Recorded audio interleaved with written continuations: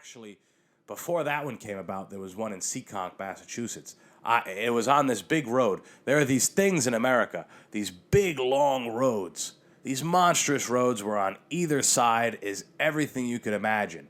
There's Best Buy, there's a Target, there's a plaza with 8 different fast food places you could go to. And then across the street, there's chain restaurants, and then there's liquor stores, and there's furniture stores, and there's a Home Depot, and there's a Stop and Shop, and it's just miles and 3, 4, 5 miles long. And there's one of those in Massachusetts, in Seekonk, Massachusetts, and it's a famous one. People from there know what I'm talking about. And there's just plazas on either side. Big plazas, huge plazas, full of 6, 7, 8 different stores that you could just spend, and motherfucking spend some more. You can open up credit cards while you're in line. You can do whatever the fuck you want. It is a mecca of consumption.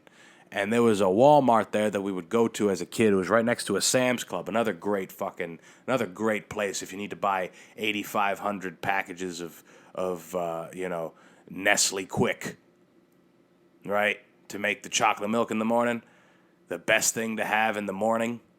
You wake up, a nice glass of whole milk that you dump chocolate powder into, just powder. Just some brown powder that they've made to taste like sweet chocolate. Perfect thing to have before you sit in front of, a teacher whose life is absolutely miserable but is forced to watch you and your mischievous cohorts for 6 hours a day and teach you about falsities in the world and about things that you'll barely ever use and really traumatize you if you think about it. But it's phenomenal, right? And they were right next to each other, and there was plenty of time spent in those places, and the best part about Walmart was that you could go and play the games, and then we'd go to Walmart, and then from there we'd go to Sam's Club, and then in Sam's Club, the best part about Sam's Club used to get me real excited as a kid were the free samples. You could walk around and you could try a piece of a Stouffer's French bread pizza because it was on sale, and they'd chop it up into really tiny pieces, and everyone gets a little piece, and they had them all over. And I've been to these big box stores, I guess it's a big, what's the word I'm looking for? A place you buy in bulk, right? Costco, BJ's, and they don't have them anymore. They took all the fun out of going there. All the fun since 9/11. No, I'm kidding. But, all the fun in these big stores has been taken away. Now all we have to do is strictly go and buy what we need to be bought. And we can't try the samples.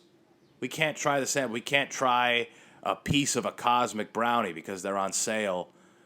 And we've never had a cosmic brownie before. I've never, I haven't had a cosmic brownie in months as a child, right, Ma? We haven't bought them in a while. Look, they're giving them for free. I'm going to go have a little piece. And then you walk next to it, and they got the juice. They got a juice that's on sale, the Minute Maid fruit punch, and you have a sip of that. And then you walk down a little bit further, and they have the Vienna sausages and the sweet sticky Asian sauce. So good. And there's just bunches and bunches of people just in line. It's like a line. People get in line for these things. And it was a lot of fun. It was a lot of fun, man. Going out with your family to go buy things was a lot of fun as a kid because they had this shit. Now they don't. But Walmart is attempting to change their cultural identity. Part of that comes, part of their strategy, I should say, in doing that is to have that festival that I was talking about in Arkansas, wherever the fuck they were going to have it, with all those big name artists we spoke about last time, like Nick Cave and Rufus Du Sol. Phenomenal artists that people are just and directed to people in their 30s and 40s, right? The people who would go to Walmart in the first place as a means to have fun, right? As a means to just, let's go to Walmart. You ever hear people, or Target, right? People, they go to Target and they spend all day. They said they were going to get one thing, and they come back with $400 worth of merchandise. But I digress, right? Walmart is trying their best. They're trying very hard to change their cultural identity of keeping poor people stocked with needless shit and fat bellies. They got to have fat bellies, right?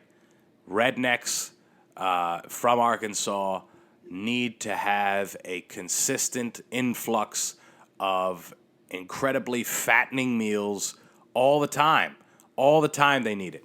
Things that should never have, things that are made in a lab, things that should have never seen the light of day, people are eating. Have you guys seen, I've noticed it, just to get off track here, again, the Van Leeuwen ice cream. They have all these weird flavors, mac and cheese, Dijon, a Grey Poupon. They have a Grey Poupon flavor. It's got mustard in it and all this shit. I remember when I was a kid, there was this weird motherfucker who would get ice cream. He'd get vanilla ice cream. He'd put vanilla on it.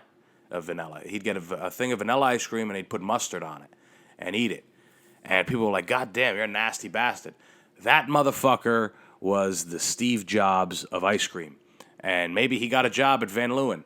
But again, I mean, there are just these abominations, just disgusting stuff. Things, and we're living in a time where this is getting worse. Like, there is just nasty concoctions. Anytime I watch something on Instagram where people are making, we're going to make hot Cheeto breaded fucking Kraft single stuffed chicken tenders today with a delicious, bacon fat aioli.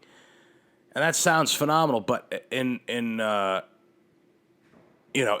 reality, that is pretty fucking disgusting. Anytime I see some shit with hot Cheetos being crushed up and is gonna be the breading for something, that shit's gross, man. It's disgusting. There's a hot Cheeto, there's a flaming hot Mountain Dew. I mean, they're just running out of ideas. They are just trying to kill us quicker and quicker every day. But Walmart, again, trying to change their cultural